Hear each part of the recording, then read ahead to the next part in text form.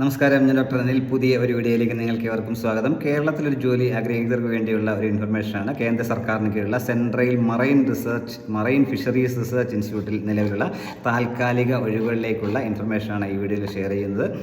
6 ഒഴിവുകളാണ് ഉള്ളത്. Young professional, അതുപോലെ office assistant എന്നീ തസ്തികകളിലേക്കാണ് ഒഴിവുകളെന്ന കാര്യം മനസ്സിലാക്കുക. അതിലേക്ക് താല്പര്യമുള്ളവർക്കൊക്കെ ഇമെയിലായിട്ട് വേണം നിങ്ങൾ അപേക്ഷ സമർപ്പിക്കാനായിട്ടുള്ളത്. ഇതേക്കുറിച്ചുള്ള കൂടുതൽ കാര്യങ്ങളാണ് ഈ വീഡിയോയിൽ ഷെയർ ചെയ്യുന്നത്. കാര്യങ്ങളൊക്കെ നിങ്ങൾ പൂർണ്ണമായിട്ടും മനസ്സിലാക്കാനായിട്ട് ഇത് മുഴുവനായിട്ട് കാണുക. അതുപോലെ കൂട്ടുകാർക്കൊക്കെ ഷെയർ ചെയ്ത് കൊടുക്കാനും മറക്കരുത്.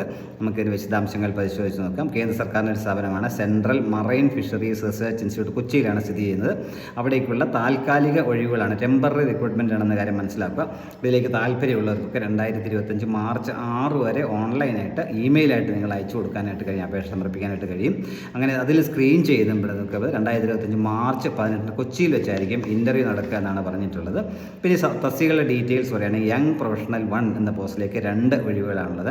അടുത്ത യങ് പ്രൊഫഷണൽ 2 എന്ന പോസ്റ്റിലേക്ക് 2 ഒഴിവുകളാണുള്ളത്. Office assistant പോസ്റ്റിലേക്കും 2 ഒഴിവുകളാണുള്ളത്.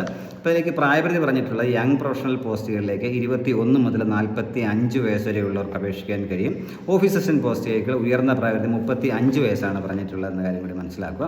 ഇത് നമുക്കിതിൻ്റെ യോഗ്യത പരിശോധിച്ച് കഴിഞ്ഞാൽ യങ് പ്രൊഫഷണൽ 1 എന്ന പോസ്റ്റിലേക്ക് ഡിഗ്രിയോ ഡിപ്ലോമ ഇനി പറയുന്ന സബ്ജക്റ്റുകൾ ഉണ്ടായിരിക്കണം. അത് ഫിഷറി സയൻസ്, സുവോളജി, അല്ലെങ്കിൽ ബോട്ടണി, അല്ലെങ്കിൽ ഫിസിക്സ്, അല്ലെങ്കിൽ മാത്തമാറ്റിക്സ്, ഈ വിഷയങ്ങളിലുള്ള ഡിഗ്രി അല്ലെങ്കിൽ ഡിപ്ലോമ ഉള്ളവർക്ക് ഇത് യങ് പ്രൊഫഷണൽ 1 എന്ന പോസ്റ്റിലേക്ക് അപേക്ഷിക്കാൻ കഴിയും. അടുത്ത് യങ് പ്രൊഫഷണൽ 2 എന്ന പോസ്റ്റിലേക്ക് വേണ്ടത് പോസ്റ്റ് ഗ്രാജുവേറ്റ് ബിരുദമാണ്.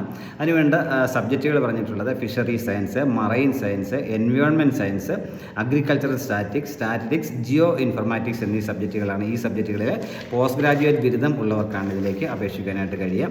പിന്നീടുള്ള 3ാമത്തെ പോസ്റ്റ് ഓഫീസ് അസിസ്റ്റൻറ്റിൻ്റെയാണ്. ഓഫീസ് അസിസ്റ്റൻറ്റ് പോസ്റ്റിലേക്ക് ഡിഗ്രി അല്ലെങ്കിൽ ഡിപ്ലോമ ആണ് വേണ്ടത്.